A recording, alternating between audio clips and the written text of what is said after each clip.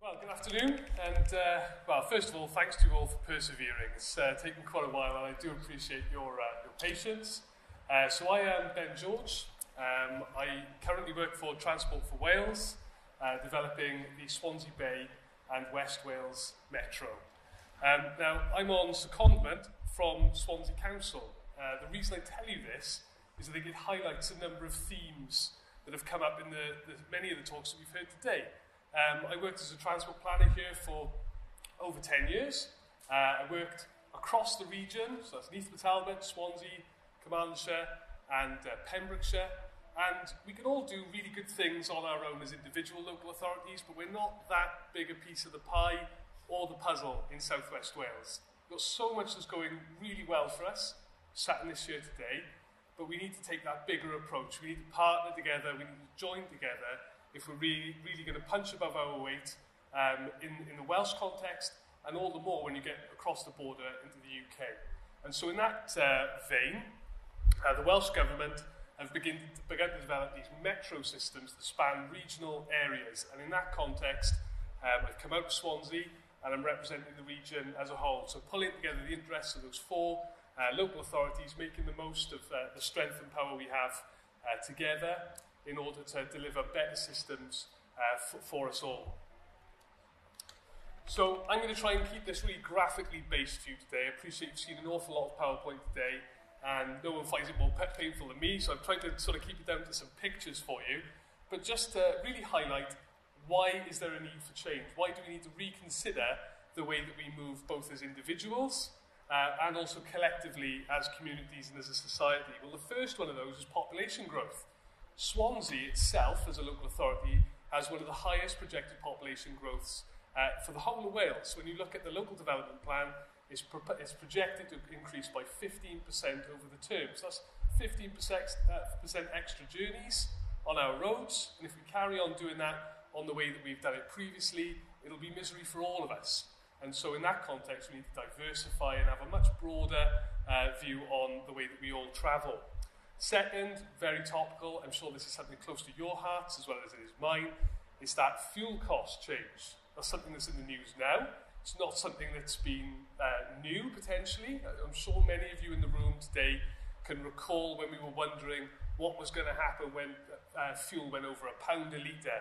There was going to be riots. We were all going to stop driving. And here we are now getting on for 150. That tolerance level is much higher than we all expected, but nevertheless, it's starting to bite, and rising living costs generally is going to present a real problem. Most of all to those who are most disadvantaged in our society and in our communities. This third point about household access to car, I think, is one that is not close enough to the top of all our minds. When we talk about transport, most of us think about the car, and we may have more than one sat on the drive outside. But yet, within Swansea, there is more than 1 in 5 of our households don't even have access to a car. So that's not just that they don't have their own car in that household, it's that they don't even have access to it. So they haven't even got a friend who can access it for them. Those people, that 1 in 5, are rarely sat in these rooms. They're rarely sat in our meetings where we're making decisions, and nor are they even often the acquaintances of people who are sat in these rooms. And so they can be a real invisible, forgotten about, and quite sizable chunk of our population. So we need to have a much greater diversity in the way that we offer transport to people. It cannot just be, let's bang another car park in. And we need to start driving for more diversity. And that's where the metro is coming in.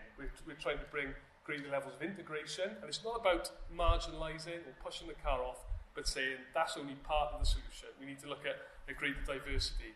And that comes to my fourth point here, which is just about having more cohesive and well-connected communities. It's miserable when you've got to drive everywhere. Why not walk or cycle or use the train to connect our centres? If you look at Swansea and Neath in particular, two really big centres, really good town centres, with a railway line that runs between them. You can be between the two of those in less than 10 minutes on the train, but it's far from our thoughts a lot of the time. And part of the blame for that falls to me as a transport planner for not making it attractive enough, and part of that falls to us as a society, that we have that cultural change and it becomes something that we begin to think about. So to that end, and the next 2 slides are going to focus very much on Swansea Bay.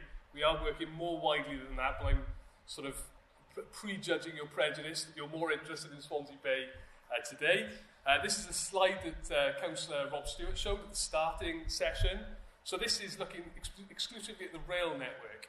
So what we're looking to do in Transport for Wales and in partnership with local government and frankly anybody else who wants to work with us, we're looking at bringing rail connectivity to these communities, and each of these yellow dots are communities, sizable suburbs, that don't presently have access to the rail network. So we're looking to see, can we get a railway station in Velindre, Morriston and Llandarcy? We're going through those business cases at the minute. It's all stacking up very well. We're now going through an assessment where we're asking the question, can you physically build it? Because they're really challenging locations to build in. If it was easy, it would have been done before. But nevertheless, got to keep our eyes on the prize. It would be an excellent asset for these communities to link to Neath and to Swansea in particular.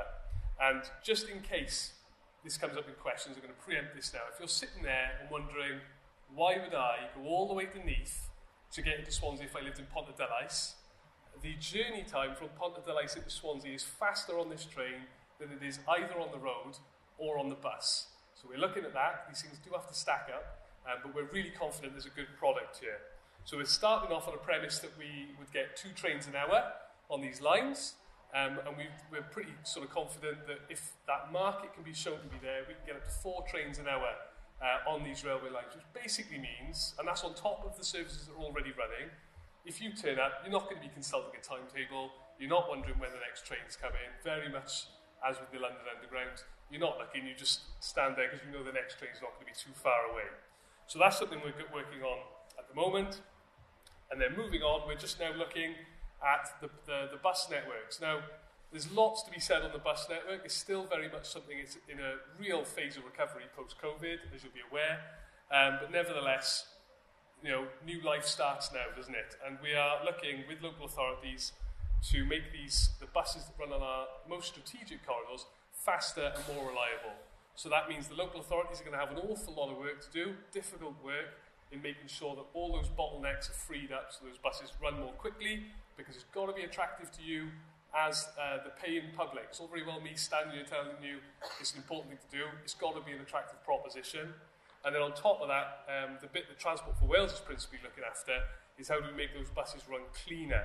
At the minute, and they're not too bad in the scheme of things, they are usually a pretty high standard of diesel engine, but it's diesel nonetheless. And so what we're looking at doing in Swansea Bay and Pembrokeshire is testing out hydrogen fuel cell vehicles.